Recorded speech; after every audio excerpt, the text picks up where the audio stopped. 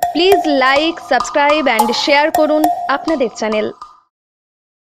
বিশ্বজিৎ ঘোষ তার ধানের পালায় আগুন দিয়ে দিয়েছে। আমি বিজেপি কর্মীদেরকে বলছি, বন্ধুরা একটা খেয়াল রাখবেন, হনুমানের লেজে আগুন লাগিয়েছিল, কিন্তু সোনার লঙ্কাটা পুড়ে ছারখার হয়ে গেছিল। আপনারা বিজেপি দলটাকে যেন সেই রকম করবেন না। 2021-এ ক্ষমতায় আসবেন বলছেন, আসুন, আসার পর যা করার করবেন, কিন্তু আসার আগে এইভাবে অত্যাচার করবেন না। আপনারা তো বলেন যে আমরা হিন্দুর দল, আমরা জানি ধান হচ্ছে আমাদের কাছে মা লক্ষ্মী, আমাদের কাছে দেবী। তাই সেই হিন্দুর ধানে যারা পালায় আগুন দিয়েছে তারা কি আপনারা বিচার করুন। আমরা এতদিন যেটা বলে যেতাম যে সিপিএম এখন তৃণমূল বিজেপি করছে, আজ তার প্রমাণ হয়ে গেল। আপনারা আগের দিনে এই অঞ্চলগুলো দেখেছেন সিপিএম কিভাবে অত্যাচার করছে। সেই বন্ধুদেরকে জোর করে বলে যাচ্ছি, ভাই বিশ্বজিতের পালায় আগুন লেগেছে, দল কিন্তু তার পাশে থাকবে। 21 সালে যখন রেজাল্ট বেরবে তোমাদের পাশে কেউ থাকবে না। এই এলাকা ছাড়তে হবে, নয় এই পশ্চিম বাংলা ছেড়ে চলে যেতে হবে। তাই কোনো অন্যায় কাজ করেন না। আমরা কিন্তু মঙ্গলকোটের বুকে শান্তি ফিরিয়ে এনেছি। আমরা যদি মনে করতাম মঙ্গলকোটে অশান্তি লাগাবো, কত অশান্তি হতো। সিপিএম নেতাদেরকে কিন্তু খুঁজে পাওয়া যেত না। আমরা করি নাই। আমরা সাধারণ মানুষ আজকে খুঁজে দেখুন, সিপিএম বিজেপি যে যা করে সব কিন্তু এক জায়গায় আছে। আমাদের মুখ্যমন্ত্রী তা করে না। তা যদি করত, তিনি কিন্তু স্বাস্থ্যসাথী কার্ডটা শুধুমাত্র তৃণমূলের করত, তা করে নাই। তিনি কিন্তু স্বাস্থ্যসাথী কার্ডটা সববারই করেছে। আমি বিজেপি বন্ধুদেরকে বলছি, স্বাস্থ্যসাথীর কার্ডটা তোমরা আগে করে নিও।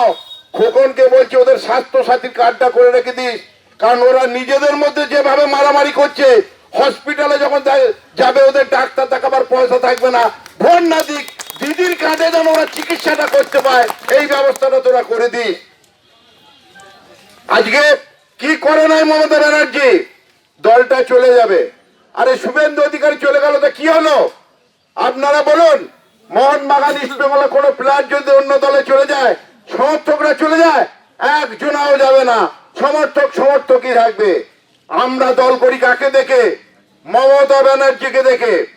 আমরা যদি বলছি এত লোক এসেছেন, আমার বক্তব্য শুনছেন, খোকন আমার সম্বন্ধে ভালো ভালো কথা বলে গেল, আপনারাও হাততালি দিলেন, কিন্তু কাল আমি তৃণমূলের দলটা যদি ছেড়ে চলে যাই, কাল কিন্তু আপনারা আমাদেরকেও গদ্দার বলবে। আমরা পিকে কে সালাম জানাই। কেন জানেন? পিকে বেঈমান কোটাকে আমাদেরকে চিনিয়ে দিয়েছে। আপনারা 100% শিওর থাকুন, তৃণমূল ক্ষমতায় ছিল, আছে, আরো বেশি আসন নিয়ে থাকবে, কেউ তাকে আটকাতে পারবে না। কিন্তু আমাদের দলে যারা বেঈমান, আমাদের দলে যারা গদ্দার, তারা বেরিয়ে গেছে। আজকে সৌমিত্র খাঁ কি বলছে যে আমার বিষ্ণুপুর আসনটা জিতিয়েছেন শুভেন্দু অধিকারী। শুভেন্দু অধিকারী কি বলছে?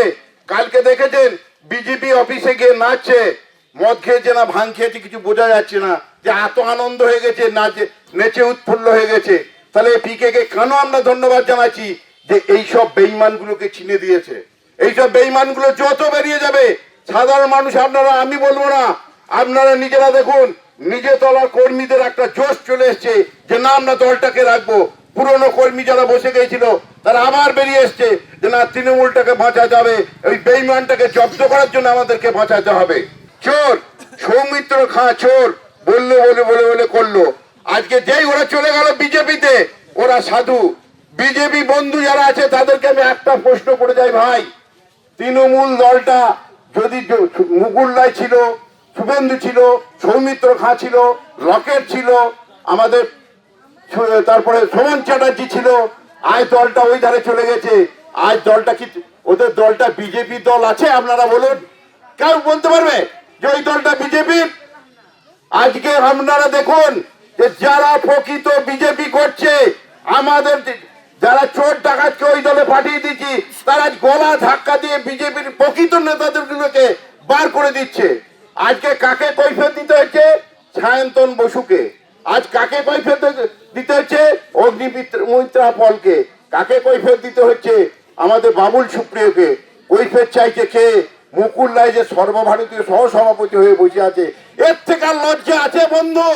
আপনাদেরকে তাই অনুরোধ করব, যারা সৎ বিজেপি কর্মী আছেন, যদি মার খেতে না চান পুরনো ওই ডাকাত তৃণমূল কর্মীদের হাতে, যদি বাঁচতে চান মমতা ব্যানার্জির হাত ধরে মমতা ব্যানার্জির কাছে চলে আসুন। মমতা ব্যানার্জি সততার প্রতীক, সবাই বলছে, প্রত্যেকটা ভারতবর্ষ আজ মমতা ব্যানার্জিকে তার বিরোধী ব্যক্তির একটা মুখ বলছে। তাই আপনাদেরকে অনুরোধ করব, আপনারা যারা যেখানে আছেন, প্রকৃত যারা দলটাকে ভালোবাসেন, ওখানে আপনাদের ঠাঁই হবে না। আপনারা তৃণমূলে চলে আসুন। তৃণমূল আর যা করে করুক, কোনোদিন আমরা দেখিনি মেয়ের হসপিটালে ভরে দেবে না, গলা ধাক্কা দিয়ে বার করে দেবে না। আপনারা এই দলে কর্মী প্রকৃত সম্মান পাবেন। সেই জন্য আপনাদের অনুরোধ করব, আমার দলে চলে আসুন। তৃণমূলে আছে থাকলে ভালো থাকবেন। যে দলটার নেত্রী হচ্ছে আমাদের মমতা ব্যানার্জি, সে পায় নাই।